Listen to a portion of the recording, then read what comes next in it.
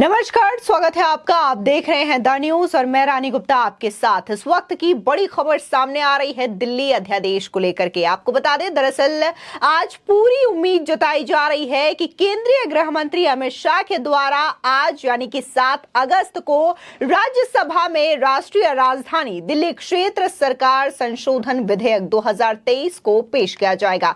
हालांकि फिलहाल 2 बजे तक के लिए राज्यसभा की कार्यवाही को स्थगित कर दिया गया है, लेकिन कहा यही जा रहा है कि गृह मंत्री अमित शाह आज दिल्ली सेवा विधेयक को पेश करेंगे। आपको बता दें, पिछले दिनों देखने को मिला था कि इस बिल को गृह राज्य मंत्री नित्यानंद राय के द्वारा पेश किया गया था और भारी चर्चा और बहस के बाद इस बिल को लोकसभा में आसानी से पास करा लिया गया था, जिसके बाद गृह मंत्री अमित शाह ने विपक्ष पर पलटवार करते हुए यह कहा था कि संविधान पूरा अधिकार देता है यहां पर सांसदों को कि वो दिल्ली से जुड़ा विधेयक लागू कर सकते हैं और इसे बिल के तौर पर पारित भी करवा सकते हैं। यह हक संविधान ने दिया है और अब तो सुप्रीम कोर्ट ने भी कह दिया है।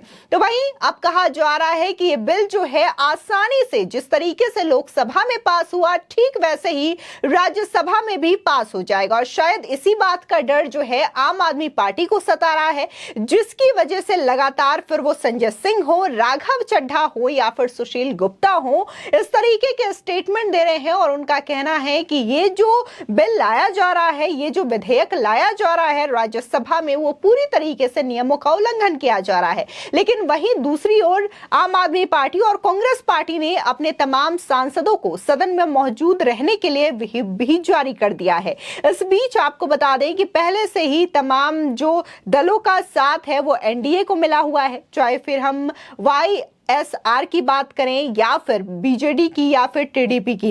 ये तमाम ऐसी पार्टियां हैं जिन्होंने अपना पूर्ण सहयोग जो है वो दे रखा है दिल्ली विधेयक को और इसी के साथ ही इंडिया अलायंस जो कि विपक्षी गठबंधन है, उनका कहना है कि हम किसी भी सूरत में ये बिल पास होने नहीं देंगे। लेकिन लोकसभा में ये बिल आसानी से पास हो चुका है। आपको बता दें कि इससे पहले 3 अगस्त को राजधानी दिल्ली में अधिकारियों की नियुक्ति और ट्रांसफर मामले में उपराज्यपाल के फैसले को अंतिम माने जाने वाले राष्ट्रीय राजधानी क्षेत्र दिल्ली सरकार संशोधन विधेयक लोकसभा में पारित कर दिया गया है। बता दें कि इस विधेयक पर हुई 4.5 घंटे की चर्चा का जवाब देते हुए गृह मंत्री ने विपक्ष के रवैये पर सवाल भी उठाया था। इस बीच देखने को मिल रहा है कि आम आदमी पार्टी की बेचैनी, उनकी बौखलाहट, उनका डर साफ तौर से दिखाई दे रहा है। बता दें, इस बीच राज्यसभा से सांसद आम आदमी पार्टी के नेता राघव चड्ढा कहते हैं कि इंडिया अलायंस के सभी सांसद दिल्ली सेवा बिल को राज्यसभा में रोकने का भरपूर प्रयास करेंगे। हम यहां पर लोकतंत्र और न्यायपालिका के माध्यम से इस बिल को रोकने का प्रयास करेंगे। मैं राज्यसभा के सभी सांसदों से अपील करता हूं कि सभी पार्टी लाइन से ऊपर उठकर इस बिल के खिलाफ वोट करें। YRSCP और बीजेडी के सांसदों ने संविधान की रक्षा करने की शपथ ली थी। वो भी संविधान बचाने के लिए इस बिल को रोकने में हमारा सहयोग करें। सुनिए राघव चड्ढा किस तरीके से अपने इंडिया अलायंस के सांसदों से अपील कर रहे हैं। देखिए, आम आदमी पार्टी और पूरा इंडिया ब्लॉक आज इस दिल्ली सेवा बिल को हराने के लिए, इसके सिलसिले में अपना विरोध दर्ज कराने के लिए हर संभव प्रयास करेगा और हम इस लेजिस्लेटिव प्रोसेस से भी दिल्ली के बिल को रोकेंगे और जुडिशियल प्रोसेस से भी, सुप्रीम कोर्ट के माध्यम से भी इस बिल को रोकने का प्रयास करेंगे। ये बिल जो है, ये बेसिकली दिल्ली के 2 करोड़ लोगों को गुलाम बनाने का बिल है। ये दिल्ली के 2 करोड़ आबादी के वोट के अधिकार को शून्य कर देता है, 0 कर देता है, क्योंकि जो वोट डालकर आप अपनी सरकार चुनते हैं, सरकार के पास काम करने की कोई शक्ति नहीं है और सारी शक्तियां उपराज्यपाल को सौंप देता है। अब मुझे बताइए, अगर दिल्ली में किसी के घर पे बिजली नहीं आ रही या पानी नहीं आ रहा या किसी के बच्चे का स्कूल में दाखिला नहीं हो रहा, अस्पताल में इलाज नहीं हो रहा, तो क्या वो शख्स उपराज्यपाल के घर जाएगा, उपराज्यपाल के महल का दरवाजा खटखटाएगा या अपने विधायक, मंत्री, मुख्यमंत्री के पास जाएगा? पूरी जो पार्लियामेंट्री सिस्टम ऑफ डेमोक्रेसी है, हमारी वेस्टमिंस्टर स्टाइल डेमोक्रेसी है, उसको रिवर्स करने का काम ये बिल करता है। हम इसकी खिलाफत करेंगे, पुरजोर विरोध करेंगे, हर संभव प्रयास करेंगे कि इसे हराएं और ये मेरा विश्वास है कि ये धर्म अधर्म की लड़ाई में धर्म हमारे साथ है, अधर्म भाजपा के साथ है और जब धर्म आपके साथ हो तो इस ब्रह्मांड की तमाम शक्तियां आपका साथ देती हैं और आपकी विजय होती है। मेरा ये विश्वास है कि क्योंकि धर्म हमारे साथ है, हमारी जीत होगी, संविधान की जीत होगी, लोकतंत्र की जीत होगी, संघीय ढांचे की जीत होगी। इस बीच आम आदमी पार्टी के नेता और राज्यसभा सांसद संजय सिंह का भी बड़ा बयान सामने आया है। उनका कहना है कि इंडिया अलायंस के सभी सांसद दिल्ली ऑर्डिनेंस बिल के खिलाफ है। 1983 से लेकर 2015 तक बीजेपी दिल्ली को पूर्ण राज बनाने की वकालत करती रही है। 2003 में लाल कृष्ण आडवाणी जी संसद में दिल्ली को पूर्ण राज बनाने का बिल लेकर आए, लेकिन आज बीजेपी दिल्ली सरकार को सुप्रीम कोर्ट के फैसले के बाद सर्विसेज नहीं देना चाहती। अगर देश और राज्यों को मोदी, अमित शाह और एलजी गवर्नर ने ही चलाना है तो फिर चुनाव कराने की क्या आवश्यकता है।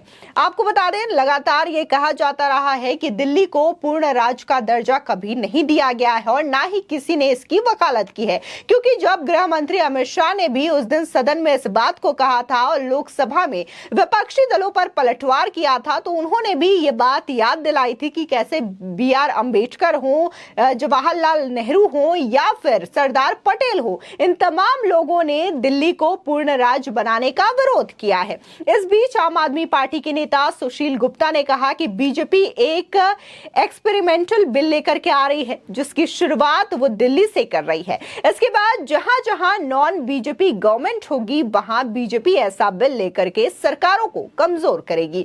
लोकतंत्र संविधान में विश्वास रखने वाले सभी सांसद इस बिल का विरोध करेंगे। ये इंडिया का जो फेडरल स्ट्रक्चर है, संघराज्य परिस्थिति है, उसके ऊपर सबसे बड़ा अब तक का हमला है।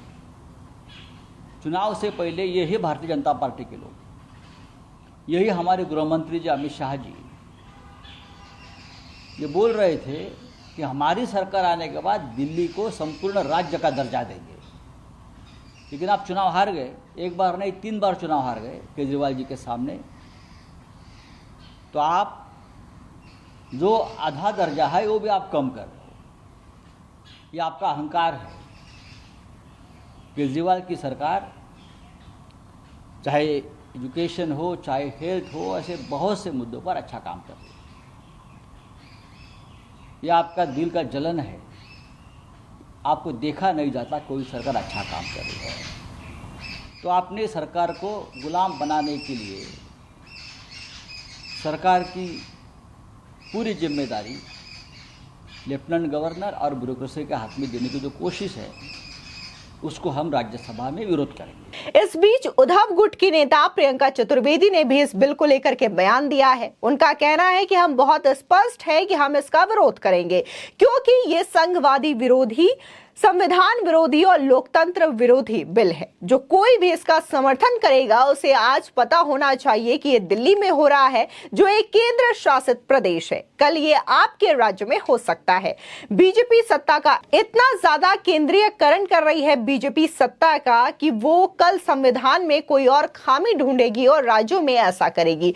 मैं हर किसी से उम्मीद करती हूं कि इस बिल का विरोध करे। इस बीच देखने को मिला है कि आम आदमी पार्टी के जो सांसद हैं संदीप पाठक, उन्होंने नियम 66 और 67 का हवाला देते हुए राज्यसभा में दिल्ली सरकार सेवा बिल 2023 के खिलाफ नोटिस दिया है। उनका कहना है कि नियमों के अनुसार यह बिल संसद में पेश किए जाने के अयोग्य है। यानी कि शुरू से ही आम आदमी पार्टी ये कह रही है कि संसद में इस बिल को पेश ही नहीं किया जा सकता। यह पूरी तरीके से संविधान के खिलाफ है, नियमों के खिलाफ है और लोकतंत्र के खिलाफ है।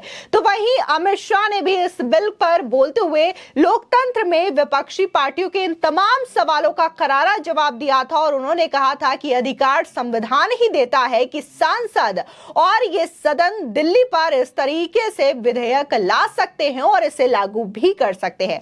आपको बता दें, दरअसल आम आदमी पार्टी ने अपने सभी राज्यसभा सांसदों को 7 और 8 अगस्त को सदन में उपस्थित रहने के लिए 3 लाइन का व्हिप जारी किया है। इसके अलावा कांग्रेस पार्टी ने भी अपने तमाम तमाम राज्यसभा सांसदों को सोमवार 7 अगस्त को सदन में उपस्थित रहने के लिए 3 लाइन का व्हिप जारी किया है। यानी कि पूरी तरीके से कांग्रेस पार्टी हो या फिर आम आदमी पार्टी हो, इनका डर ये दिखा रहा है कि जिस तरीके से लोकसभा में ये बिल आसानी से पास हो गया, उसी तरीके से राज्यसभा में भी ये बिल आसानी से पास हो जाएगा, जिसकी वजह से अब बार बार ये कहा जा रहा है कि ये जो बिल है वो नियमों के खिलाफ लाया जा रहा है। आपको बता दें कि सरकार की योजना विधेयक को सोमवार को राज्यसभा में पेश करने की है। विपक्षी एकता की मुहिम से दूरी बनाने वाले दलों बीजेडी, टीडीपी और इसी के साथ ही वाईएसआरसीपी ने उच्च सदन में विधेयक का समर्थन करने की घोषणा कर दी है। इसके अलावा बसपा ने राज्यसभा में मतदान से अनुपस्थित रहने का फैसला किया है, यानी कि उनको मतदान ही नहीं करना है, वो सीधे तौर पर वॉकआउट कर जाएंगे।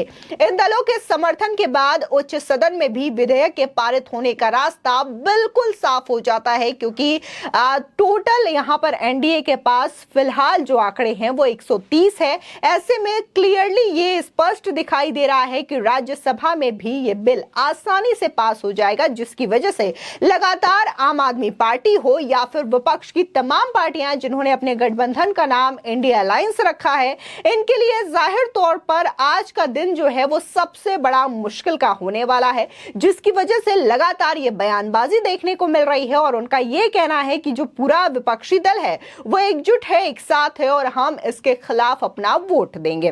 फिलहाल इस खबर को लेकर के आपकी क्या राय है, हमारे कमेंट सेक्शन में जरूर बताएं। आगे की और भी अपडेट के लिए चैनल को सब्सक्राइब करना ना भूलें।